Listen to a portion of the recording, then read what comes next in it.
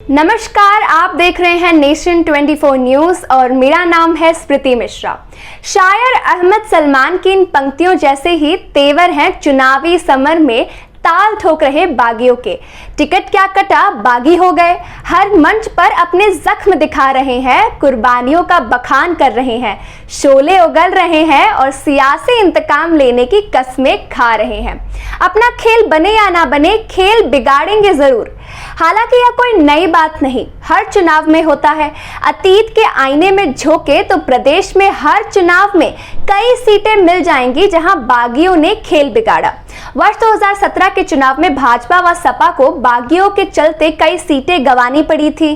बागी बनकर चुनाव में उतरने वालों की वजह से बड़े दलों को कई सीटों पर मात खानी पड़ी थी। इस बार भी कई सीटों पर ऐसी ही स्थिति देखने को मिल रही है। सपा और भाजपा दोनों ने कई विधायकों का टिकट काटकर नए उम्मीदवारों को मैदान में उतारा है, तो कई सीटों पर सहयोगी दलों से समझौते की वजह से भी दावेदारों को टिकट नहीं दिए जा सके। इससे वर्षों से पार्टी के लिए काम करने वाले तमाम नाराज कार्यकर्ता या तो दूसरे दलों से टिकट लेकर मैदान में उतर चुके हैं या निर्दल ही अपनी अपनी पुरानी पार्टियों के उम्मीदवारों के खिलाफ ताल ठोक रहे हैं।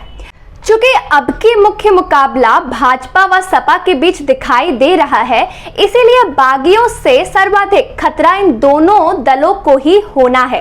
पश्चिमी यूपी के कई जिलों में तो चुनाव संपन्न हो चुके हैं, लेकिन पश्चिम में बाकी जिलों के साथ ही मध्य यूपी, बुंदेलखंड, अवध और पूर्वांचल में बागियों की संख्या अधिक है। इसलिए कई सीटों पर इसका सीधा असर पड़ने से इनकार नहीं किया जा सकता है। सत्ताधारी दल होने के बावजूद भाजपा को कई सीटों पर बागियों से कई चुनौती मिल रही है।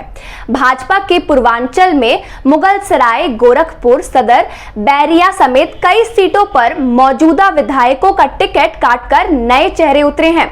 इसको लेकर टिकट कटने वालों पर और उनके समर्थकों में भारी असंतोष है।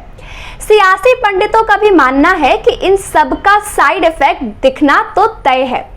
बलिया के बैरिया सीट पर मौजूदा विधायक सुरेंद्र सिंह बागी होकर विकासशील इंसान पार्टी के उम्मीदवार के तौर पर पर्चा दाखिल कर चुके हैं। सुरेंद्र सिंह की अपनी पकड़ है। ऐसे में भाजपा उम्मीदवारों संसदीय कार्य राज्य मंत्री आनंद स्वरूप शुक्ला को काफी चुनौती मिल सकती है।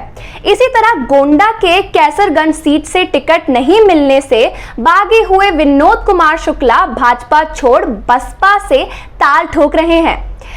ऊंचाहार से टिकट के प्रबल दावेदार रहे अतुल सिंह भी कांग्रेस से मैदान में उतरकर भाजपा को चुनौती देने की कोशिश कर रहे हैं। सिद्धार्थनगर की इटवा सीट से टिकट नहीं मिलने पर कई बार के विधायक रहे जीपी तिवारी खुद सामने आने के बजाय अपने भाई को बसपा से चुनाव लड़ा रहे हैं। ऐसे तमाम उदाहरण हैं, लेकिन सपा के मुकाबले भाजपा में एक बात अलग यह है कि टिकट कटने के बाद भी ज्यादातर विधायक या पुराने कार्यकर्ता मुखर होकर विरोध करते नहीं दिख रहे हैं। बागियों की सबसे अधिक संख्या समाजवादी पार्टी में है। तीसरे से लेकर 7वें चरण के चुनाव में बागियों का सबसे अधिक सामना सपा को ही करना पड़ेगा। कई सीटों पर तो उसे कड़ी चुनौती मिलने की भी बातें कही जा रही हैं। अयोध्या की अगर बात करें तो अयोध्या की रुदौली सीट को ही देख लीजिए कि पूर्व विधायक अब्बास अली रुश्ती मियां सपा के इस्तीफा देकर बसपा के टिकट पर मैदान में हैं। वे सपा को कड़ी टक्कर देने की स्थिति में हैं और इसी तरह अनूप सिंह बागी होकर बिकापुर के आंकड़े में निर्दलीय ताल ठोक रहे हैं। वह भी सपा के लिए चुनौती खड़ी करते दिख रहे हैं। अगर हम तांडा की बात करें तो टांडा में शबाना खातून, मड़ियाहू सीट पर पूर्व विधायक श्रद्धा यादव, महोबा सीट पर पूर्व विधायक सिद्ध गोपाल साहू के भाई संजय साहू, शिवास्ती सीट पर पूर्व विधायक मोहम्मद रमजान, फाजिल नगर सीट पर सपा जिलाध्यक्ष इलियास अंसारी बसपा उम्मीदवार के तौर पर मैदान में आ चुके हैं।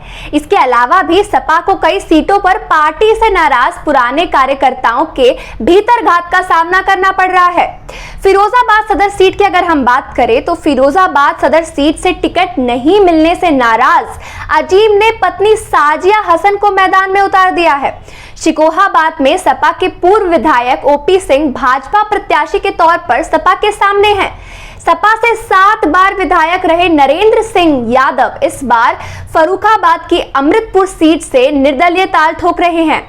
पूर्व विधायक अजय यादव भी हाथी पर सवार होकर एटा सीट से सपा के खिलाफ ताल ठोक रहे हैं।